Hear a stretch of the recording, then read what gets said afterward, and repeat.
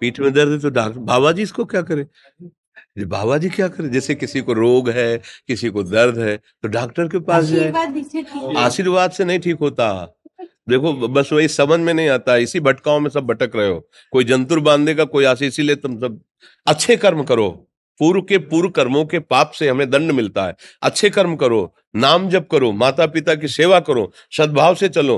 अभी ये कर्म नष्ट हो जाएंगे, किसी से जंतुर बंधवाने की जरूरत नहीं, किसी से आशीर्वाद मांगने की जरूरत है। अब नाम जप ना करो, खाओ मुर्गा मांस, पियो शराब, करो व्यभिचार करो, तो बाबा जी आशीर्वाद दे दे तो कोई आशीर्वाद काम नहीं करेगा। दुर्गति होगी यहाँ भी और वहां भी। हमारी बात समझो। जरूर बुरा लगता है, सत्य विषय बुरा लगता है, पर अगर बच्चा सावधान हो जाओगे तो सुखी हो जाओगे। कोई भी हो, हम किसी एक के लिए बात नहीं करते, सबके लिए करते हैं। सब भागते हैं इस बात में कि बाबा जी आशीर्वाद दे, रोग रहित हो जाओ। कभी नहीं होगा, कभी नहीं होगा।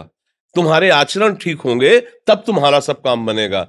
हाँ देखो ना, खा रहे हैं जीवों को उबाल उबाल करके मांस, पी रहे हैं शराब, कर रहे हैं बेविचार, बुद्धि भ्रष्ट होगी और नष्ट होना पड़ेगा, क्योंकि आचरण गलत है। कोई आशीर्वाद किसी का काम नहीं करेगा।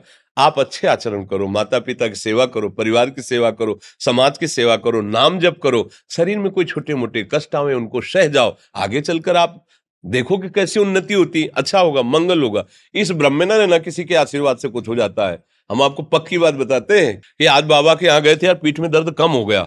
ये तुम्हारा पुण्य लग गया, पुण्य बन गया, तुम्हारा कर्म। तुम आए ना यहाँ, तो जो जो पाग आगे धरे कोटिन यज्ञ समान, साधु दर्शन के लिए भाव से आए तो तुम्हारा वो रोग नष्ट हो गया, तुम्हारे कर्म से नष्ट हुआ।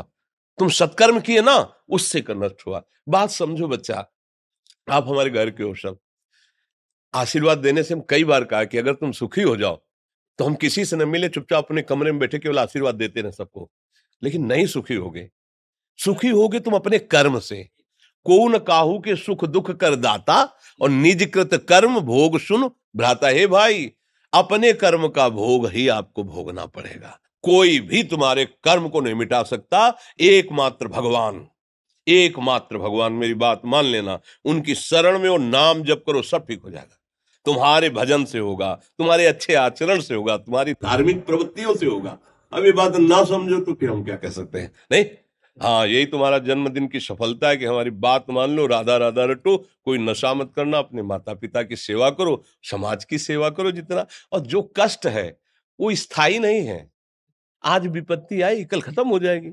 अभी दिन है, फिर रात आ जाएगा, रात है तो दिन आ जाएगा। ये क्रम चलता रहता है, हमें निराश नहीं होना। सूरवीर योद्धा की तरह हमें जीना है यार, कायर की तरह नहीं जीना है। जी ठीक है।